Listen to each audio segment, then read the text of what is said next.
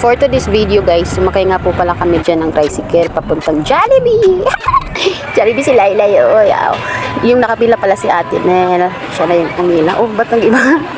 Umakyat nga po pala kami dyan papuntang second floor ng Jollibee kasi wala nang maupuan doon sa baba kasi madaming tao. So ayan, busy yung kilay ko, diba? O, at yan na nga po yung order ni Ate para sa aming dalawa, fries, tsaka dalawang juice, ng pineapple chickens, and rice. Tapos may ketchup, tapos may yung tawag doon, gravy, tapos kutsara, tinidor, plato, kanin.